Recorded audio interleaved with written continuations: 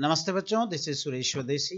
Reading campaign chapter 8 class 7 book English syllabus NCERT. Fire, friend and foe. Aliman didn't know what fire was, but he must have seen the damage it could cause. He must have watched lightning and volcanoes long before he began to use fire himself. Fire was powerful and dangerous, and he was frightened. Fire may have puzzled early man, but we now know that fire is the result of a chemical reaction. When the oxygen in the air combines with carbon and hydrogen in a fuel, a chemical reaction takes place. Energy in the form of heat and light is released in this process. This is what we call fire. Three things are needed to make fire: fuel, oxygen, and heat. Wood, coal, cooking gas, and petrol are some examples of fuel. Oxygen comes from the air. That is why when you blow on smoldering paper, it often bursts into flame. The third thing needed to make fire is heat. Fuel and oxygen do not make fire by themselves, or else a newspaper or a stick lying in the open would catch fire on its own. To burn a piece of paper or wood, we heat it before it catches fire. We generally do it with a lighted match. Every fuel has a particular temperature at which it begins to burn. This temperature is called the flash point or kindling temperature of the fuel. It is sometimes said that fire is a good servant but a bad master. It only means that fire is very useful as long as it is kept under control.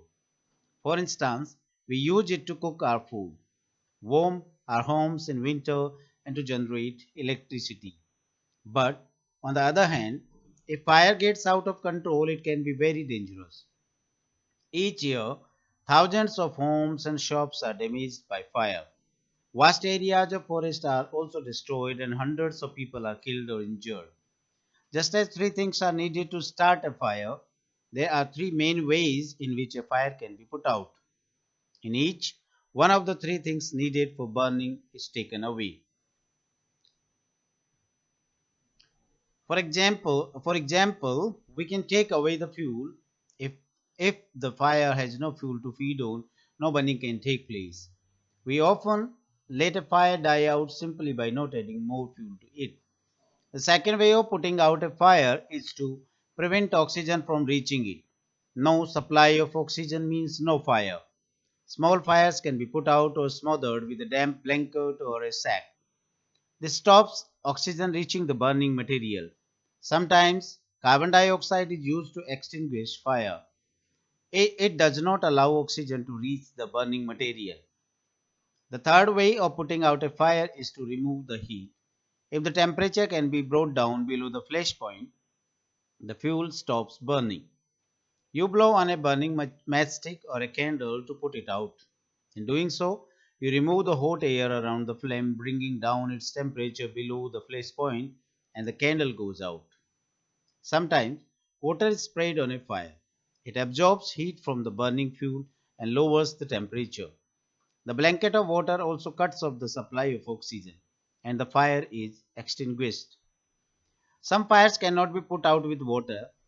If water is sprayed onto an oil fire, the oil will float to the top of the water and continue to burn.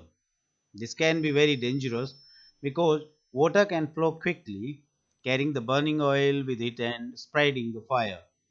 Water should also not be used on fires caused by electrical appliances. The person spraying water might receive an electric shock and be killed. A carbon dioxide extinguisher is the best thing to fight an electrical fire. We spend millions of rupees each year in fighting fires, and we spend more trying to find new ways of preventing fires from happening and getting out of control.